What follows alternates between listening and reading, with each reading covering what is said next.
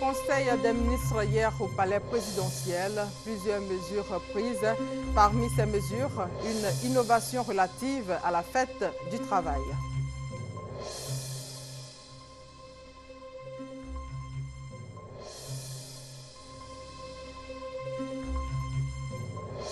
Le paludisme tue 1 million de personnes par an en Afrique. Aujourd'hui, journée mondiale de lutte contre cette maladie. Le gouvernement a décidé de s'investir dans la lutte contre le paludisme. Crise au Mali, le MNLA campe sur ses positions. La rébellion armée Touareg refuse de désarmer. Bonjour à toutes et à tous. Il y a eu Conseil des ministres hier. Plusieurs sujets ont été examinés au cours de cette réunion présidée par le chef de l'État. On retient l'innovation relative à la fête du travail qui sera désormais célébrée de façon éclatée. Le point avec Jérôme Kofi Aboulin. Ambiance de reprise au palais présidentiel. Le Conseil des ministres, de par sa session de ce mercredi 24 avril 2013, repart de la plus belle des manières après un moment de répit. Pour les ministres présents au rendez-vous aux côtés du chef du gouvernement, c'est toujours le même plaisir de se retrouver autour du président de la République, Alassane Ouattara, pour ce qui est des grandes décisions à prendre conformément à la marche de la nation. En plus des décrets et projets de décrets, plusieurs communications lors de cette rencontre. Deux de ces communications comme morceaux choisis. D'abord, la communication relative à la fête du travail, désormais sous la présidence du Premier ministre, chef du gouvernement. Nous avons voulu que pour l'année 2013, dorénavant, cette célébration se fasse donc sous la houlette du Premier ministre, parce qu'en réalité, il s'agit donc de la fête du travail, donc la fête du gouvernement, et donc doit être placée sous la responsabilité de celui-là même qui représente donc le gouvernement, c'est-à-dire le chef du gouvernement, aura lieu donc dans les palais donc de la primature. Ça, c'est la première innovation. Même si ça a eu lieu l'année dernière, l'innovation, c'est que dorénavant, ce sera effectivement placé sous la présidence donc, du Premier ministre. Ensuite, la deuxième innovation, c'est que cette célébration sera éclatée. Elle n'aura plus lieu seulement à Abidjan. Elle aura lieu évidemment à l'intérieur du pays pour que ce soit réellement une fête de l'ensemble donc, des Ivoiriens. Ensuite, la journée de non-violence décrétée en milieu scolaire et universitaire. Le 2 octobre étant choisi comme date de célébration de cette journée. L'institution de cette journée aura donc pour objet d'éduquer les étudiants à des comportements pacifiques, à les inviter aussi à se consacrer uniquement à leurs études. Donc la date du 2 octobre a été retenue pour donc la célébration de cette journée. Et la première édition donc, a lieu cette année, donc le 2 octobre 2013 à Abidjan. Et puis d'autres mesures, au nombre desquelles celles prises dans le cadre du retour de la BAD à Abidjan. Selon le Conseil, 1500 logements sont prévus pour accueillir les travailleurs de la Banque africaine de développement à leur retour au bord de la lagune Ébrié. Ajoutons qu'au cours du Conseil des ministres d'hier, le gouvernement a condamné les actes de violence enregistrés lors des élections couplées. La publication des résultats de ces élections locales est presque achevée. Au municipal, les indépendants se placent devant les deux grands partis, le RDR et le PDCI. La commission électorale doit désormais traiter les cas de localités victimes de violences post-électorales. Justement, parlant de ces tensions, le président de l'Assemblée nationale, Guillaume Soro, appelle les candidats malheureux au fair play démocratique. Il a également fait le bilan du travail parlementaire de l'année écoulée. C'était hier à l'ouverture de la première session du Parlement. Victorine Yao-Yoboué pour plus de détails. La première session ordinaire de l'Assemblée nationale s'ouvre toujours le dernier mercredi du mois d'avril, comme prévu par la Constitution en son article 62, alinéa 2. Pour cette année 2013, elle se tient seulement 3 jours après les élections municipales et régionales, marquées par quelques incidents. Le Parlement étant le lieu où s'exerce la démocratie, son président Guillaume Soro a saisi ce moment solennel pour interpeller les différents candidats. Je ne résiste pas au désir de rappeler l'appel au fair play électoral, cette vertu cardinale de l'olympisme que nous devons nous aussi introduire en politique. Je demande solennellement aux candidats qui ont participé aux élections de dimanche dernier d'accepter le verdict des urnes. Faisons en sorte que quelques sautes d'humeur bien compréhensibles de la part de candidats qui étaient certains de leur victoire, mais que le peuple n'a finalement pas retenu, ne retarde la publication des derniers résultats. Guillaume Soro a ensuite dressé le bilan de l'année 2012.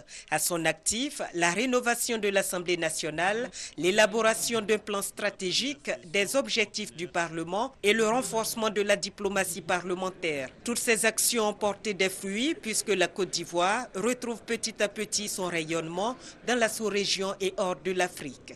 La présence des délégations de parlementaires venus de 10 pays de l'Afrique de l'Ouest et du Centre illustre bien ce dynamisme de l'Assemblée nationale ivoirienne. Mais la priorité du Parlement, selon son président, demeure la réconciliation nationale. Comme l'année dernière, Guillaume Soro en fait le point central de son action. Honorables députés, mesdames et messieurs, notre devoir est de poursuivre résolument la réconciliation entre tous les Ivoiriens. Chacun d'entre nous doit se transformer tout au long de cette nouvelle année parlementaire en diplomate conciliant, mais aussi en prescripteur exigeant. À présent que le processus électoral de sortie de crise vient de s'achever avec les élections municipales et régionales, le temps est maintenant venu pour toutes les parties d'accepter de s'asseoir pour aborder ensemble la question de la réconciliation nationale avec ses implications sur le développement et la sécurité.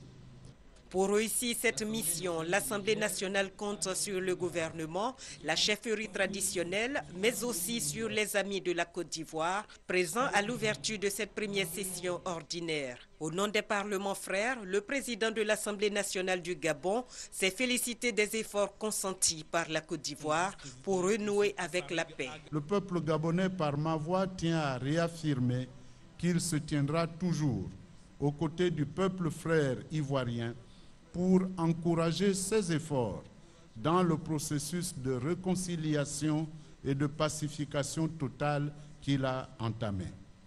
Car nous sommes convaincus que l'histoire récente de la Côte d'Ivoire n'est qu'un malheureux faux pas. Après cette cérémonie solennelle, les 255 députés qui siègent au Parlement vont pendant 3 mois voter des lois. Déjà, une vingtaine de projets de loi attendent d'être examinés par les députés. À ces élections couplées, il y a ceux qui ont créé la surprise générale, les candidats indépendants. L'analyse de la rédaction de RTI1 se porte sur ceux qui sont désormais maires élus sous la bannière d'indépendants. S'agit-il d'une indépendance totale ou de circonstances? Élément de réponse avec Gabriel Zani.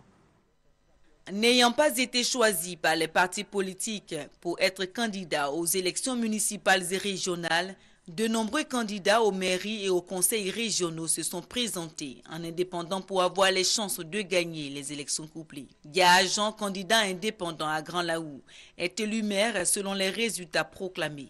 Député PDCI, il ne figurait pas parmi les têtes de liste proposées par le parti. Du RDR au FPI, malgré les interpellations à la discipline des militants pour le premier et au boycott des élections pour le deuxième parti, des candidats se sont désolidarisés et ont été élus. Ce tableau ressemble bien au scénario vécu pendant les législatives partielles. Des candidats comme Aye Frédéric et Aka Véronique ont été élus députés en se présentant en indépendant. Mais ces élus ont rejoint le parti politique, le PDCI, au lendemain de la proclamation des résultats.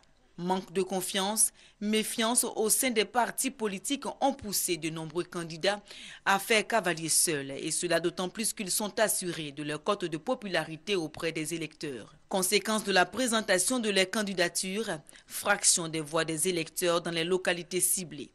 Et pendant que les électeurs choisissent l'indépendant en optant pour le changement, l'indépendant pense à regagner son étiquette politique. En réalité, certains de ces indépendants ne le sont que pendant le temps des élections. Cela dit, la proportion des indépendants ne va-t-elle pas changer au lendemain de la proclamation des résultats de ces élections couplées? La question reste encore posée. À côté de la percée des indépendants, il y a ces communes où malheureusement des violences ont été enregistrées dès la proclamation des résultats. C'est le cas par exemple de Koumassi où il y a eu des incidents. L'un des candidats malheureux au municipal dans la commune de Koumassi, Sissé Bakongo, en appelle au calme et à la retenue. Patricia Omouitia. Situation confuse à Koumassi. À l'issue des élections locales du dimanche 21 avril, la publication officielle des résultats provoque des heurts entre partisans de certains candidats, comme c'est le cas à Koumassi. Le candidat du RDR lance un appel au calme. On a fait une belle campagne, une très belle campagne. On a chanté, on a dansé. Lors de notre dernier meeting, on a commencé par la fête, on doit finir par la fête et dans la fête. Pour Cissé Bakongo, le recours à la chambre administrative de la Cour suprême reste la solution. 7 candidats étaient en lice dans la commune de Koumassi, 1 du PDCI, 1 du RDR et 5 candidats indépendants. La commission électorale indépendante CEI a officiellement déclaré vainqueur à Koumassi le candidat du PDCI, Ndoyi Yapi Raymond. Changeons de sujet pour dire que la Côte d'Ivoire est au travail avec cette pose de la première pierre du château d'eau de Ndotré à Abobo. C'était le mardi dernier en présence du Premier ministre Daniel Kablan-Duncan. Un autre engagement du gouvernement vient encore d'être réalisé, celui de faire en sorte que la population dispose de l'eau potable en tout lieu. Adama Kone. La position du Premier ministre est sans appel. Il est inacceptable de constater que la Côte d'Ivoire dispose de ressources suffisantes en eau potable, mais d'infrastructures insuffisantes pour amener l'eau au robinet des populations. L'absence d'investissement pendant toute une décennie a entraîné un déficit important d'approvisionnement en eau potable, aussi bien en domaine urbain que rural. La réalité est que les sources d'approvisionnement en eau non encore exploitées sont nombreuses. Pour l'eau de surface, il y a le lac Bakré, la lagune Aguien et le fleuve Komoué. Quant à l'eau souterraine, il a été détecté la nappe de Bounois. La production journalière pour la ville d'Abidjan est de 350 000 m3 pour une consommation de 500 000 m3. Pour faire couler les 150 000 m3 restants, le gouvernement a retroussé ses manches. Plusieurs sources de financement sont mobilisées. Programme présidentiel d'urgence, fonds de développement de l'eau, Trésor public et partenaires financiers extérieurs. Dans l'urgence, une enveloppe de 48 milliards de francs CFA est accordée par l'État. Elle a 2 missions. D'abord, améliorer la desserte des zones à difficulté pour 29 milliards. Ensuite, sécuriser le réseau de distribution à hauteur de 19 milliards. Ces actions ont porté fruit, réduisant aujourd'hui le déficit de 30 000 m3. Au-delà de l'urgence, l'État veut traiter la question de l'eau de façon chirurgicale. Le 6 août 2012, le président de la République donnait le premier coup de pioche des forages de Bounois. Un projet similaire à court à Niangon. Dans moins de 2 ans, ce sont plus d'1,5 million d'habitants qui seront totalement soulagés. Rien que dans la partie sud d'Abidjan.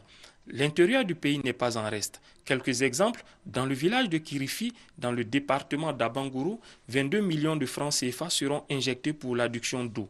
Dans chacune des régions du Bafing, du Denguélé et de la Maraoué, 300 pompes à motricité humaine seront réparées.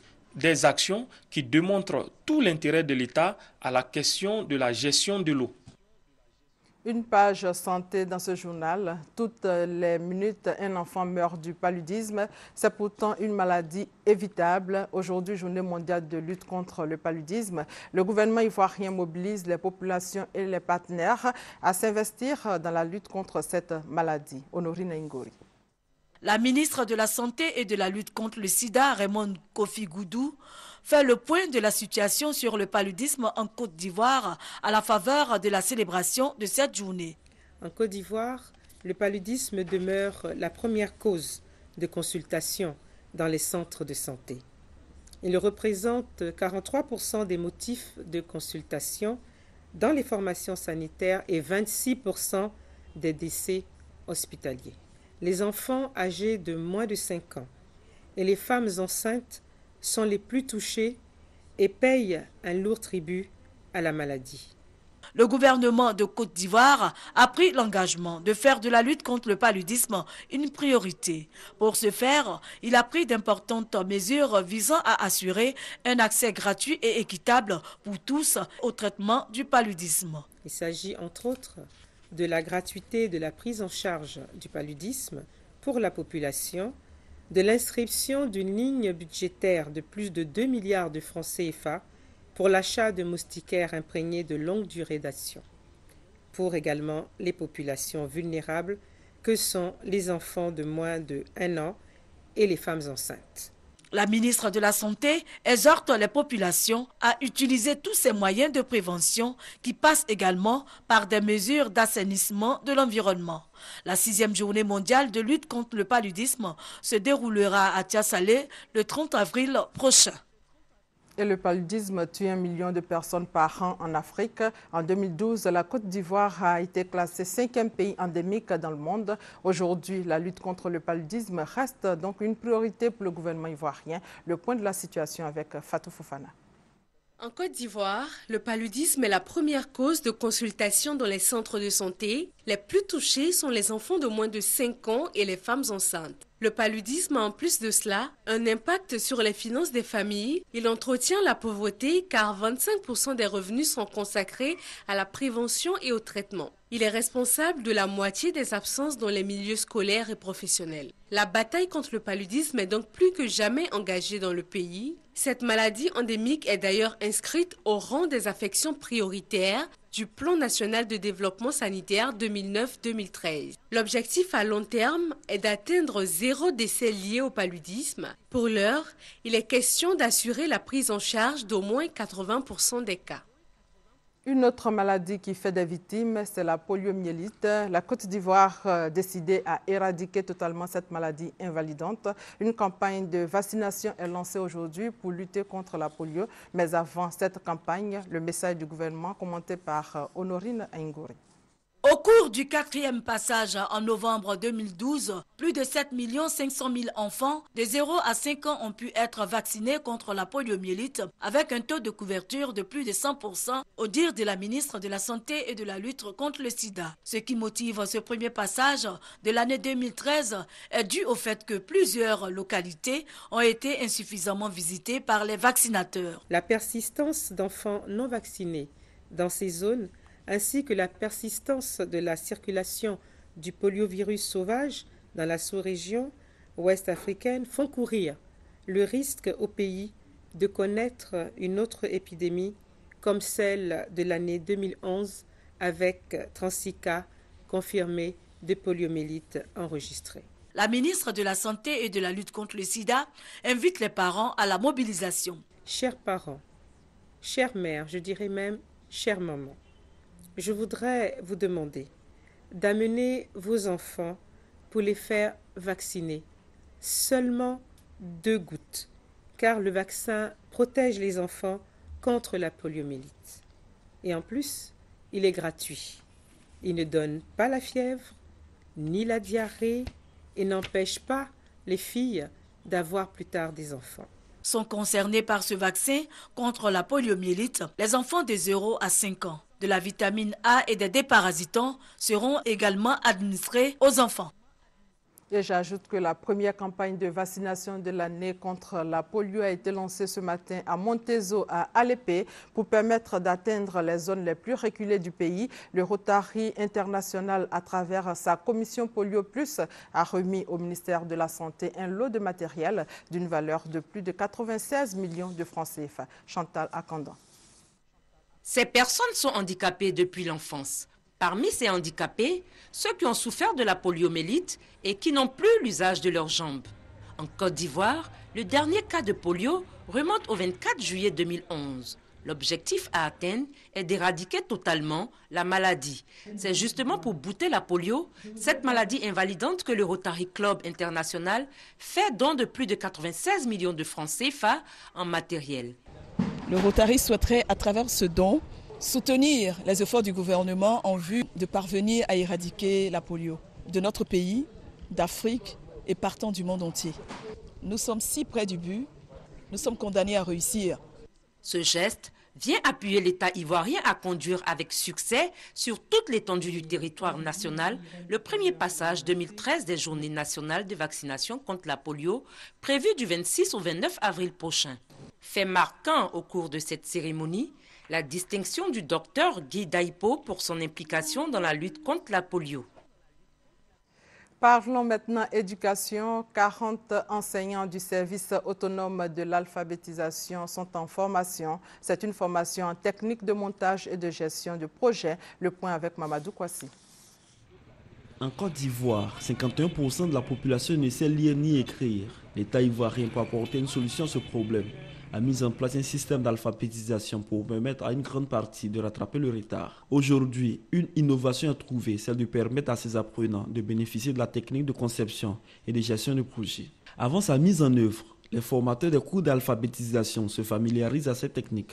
Nos partenaires terrains nous sollicitent pour des ONG, des associations, pour les aider à monter, j'allais dire, un projet qu'ils vont eux-mêmes soumettre à des partenaires, à des bailleurs. Ils pensent à leur niveau que nous sommes les mieux indiqués pour les appuyer dans la conception de leur projet. Alors il faut que nous ayons les atouts nécessaires pour le faire, pour ne pas les décevoir. Après 10 jours de formation, les 40 participants vont transmettre les acquis à des milliers d'inscrits dans les cours d'alphabétisation, chose qui permettra à certains de s'insérer dans le tissu socio-économique.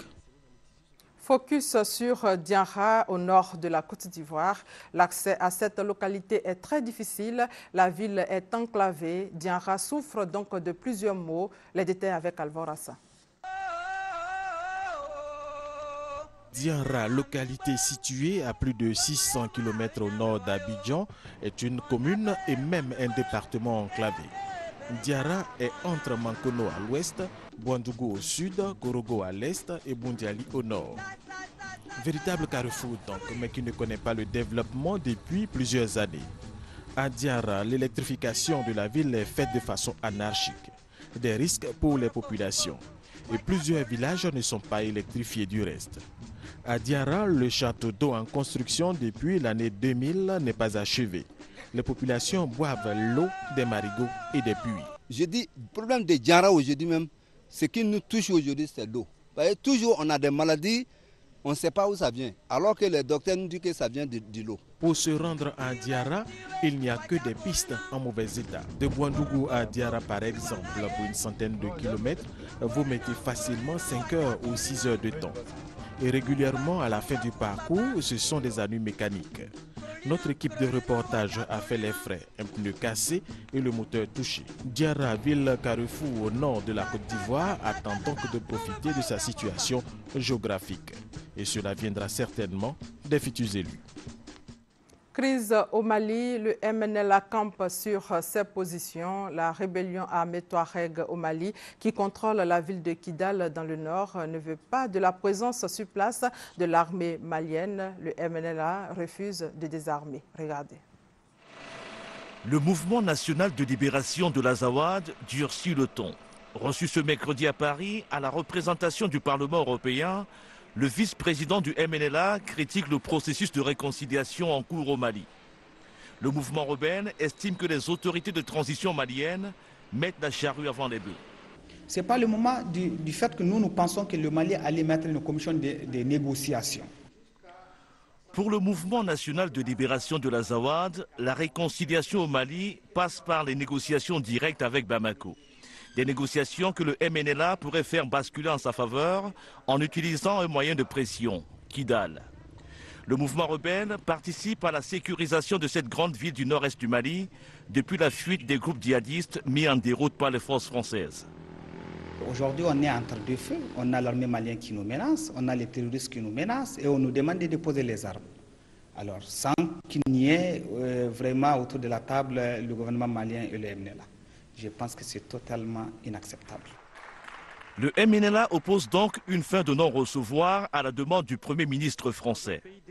Lundi, devant les députés réunis au Palais Bourbon, Jean-Marc Ayrault avait exigé que tous les mouvements armés installés dans le nord du Mali, y compris le MNLA, renoncent à leurs armes. Et puis, sachez que c'est aujourd'hui que le Conseil de sécurité de l'ONU doit adopter une résolution qui autorise le déploiement de 13 000 casques bleus censés prendre le relais de la MISMA, la mission ouest-africaine au Mali. Des casques bleus qui auront pour mission de ramener la paix dans les villes du Nord en empêchant notamment le retour des groupes islamistes. Cette commémoration au Rwanda, les journalistes rendent hommage à leurs confrères victimes du génocide. Ils étaient plusieurs centaines de journalistes à marcher en silence dans les rues de Kigali. À l'appel de l'association Media for Peace, ils ont voulu commémorer un triste anniversaire, le génocide des Tutsis de 1994 et en particulier la mort de 53 journalistes. Leurs collègues, leurs amis et leurs familles se sont retrouvés pour un hommage. Commémorer, c'est une façon de reconnaître le mérite des journalistes et le travail ô combien difficile qu'ils ont accompli pendant cette période. En 1994, les médias furent utilisés pour répandre une propagande de haine et d'extermination. Dans le même temps, certains journalistes étaient eux-mêmes victimes du génocide.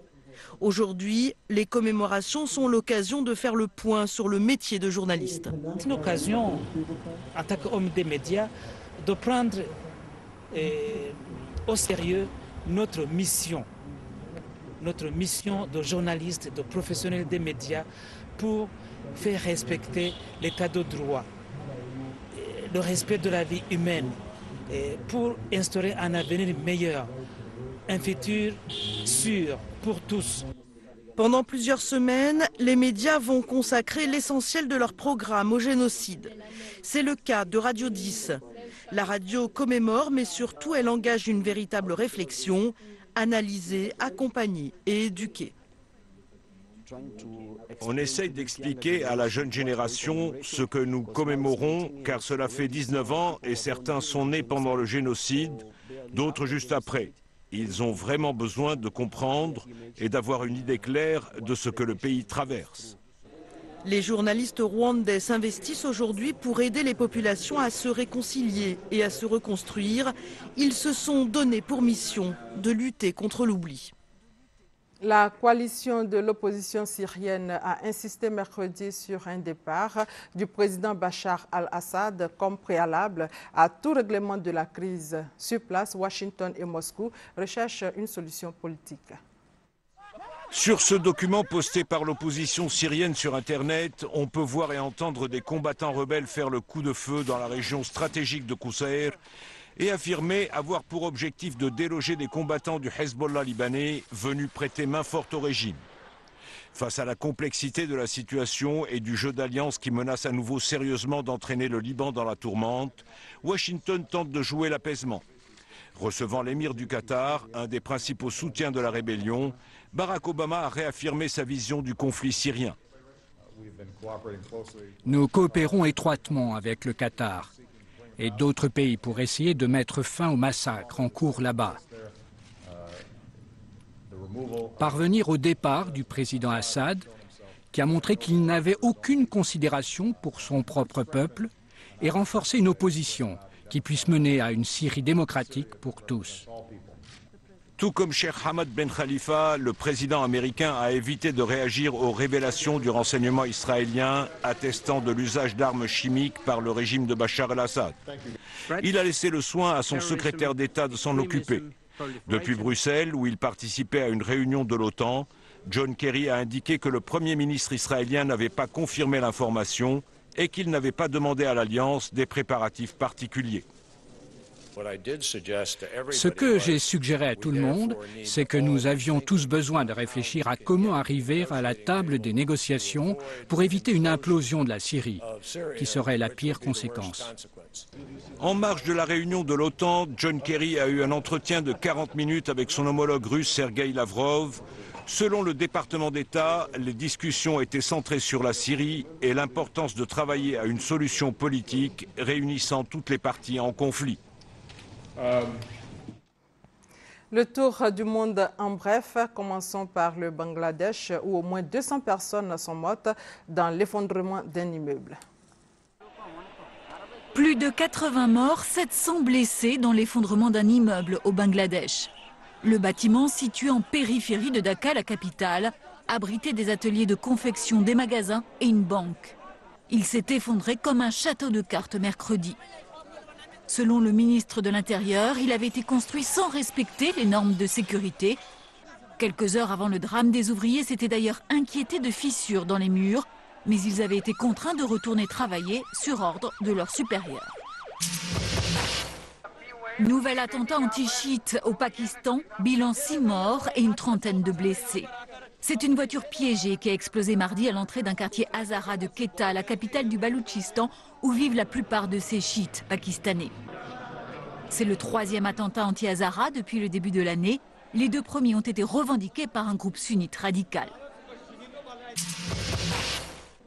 Des images spectaculaires au Chili, des feux de forêt jusque dans la banlieue de Valparaiso. Pas de victimes, mais plusieurs dizaines d'hectares et 60 maisons sont déjà parties en fumée. Plus de 150 autres ont dû être évacuées. On ne connaît pas encore l'origine de cet incendie.